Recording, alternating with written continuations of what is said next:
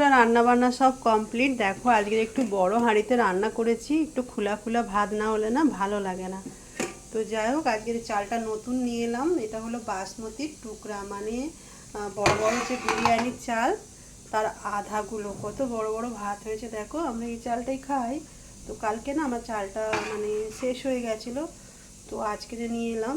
দেখা যাক ভাতটা ভালোই হয়েছে। আর মেয়ের জন্য এখানে করেছি একটু খিচুড়ি, তার কারণ ও মাংস খাবে না বলেছে আজকে। আর আমাদের রান্না আজকে অনেকটাই লেট। এই দেখো বন্ধুরা, এখন বাজে ঘড়িতে 1:30 হয়ে গেছে। মেয়ে টিউশন থেকে আসছে, তোমাদের দাদাভাই নিয়ে আসছে। ওর 11টা থেকে টিউশনি ছিল, ওর পরীক্ষা ছিল আজকের। তো চার্চে থেকে আসার সময় ওকে ছেড়ে এলাম। আর এখানে এখনও মাংসের সিটি পড়ছে। মটন রান্না করতে গেলে একটু দেরি হয়। তো যাই হোক, আর এখানে একটু হাত মাখা ডাল এখনও হচ্ছে। আর এখানে বাঁধাকপির তরকারি হচ্ছে।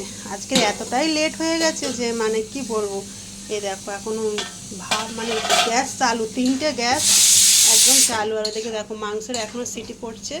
তো যাই হোক রান্নাবান্না হলো। এবার আমার স্নান হয়নি, আমি স্নান করবো। সকালে একবার হয়ে গেছে, আর রান্না টান্না করেছি তো, মানে মটন টটন বানিয়েছি বুঝতেই পারছো।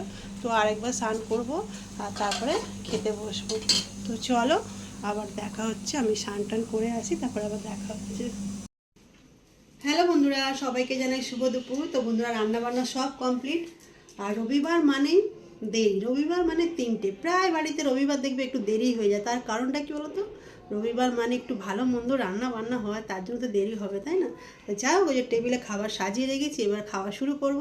চলো সবাই তোমরা ভালো থেকো, আর রবিবারটা সবাই খুব ভালো করে কাটিও।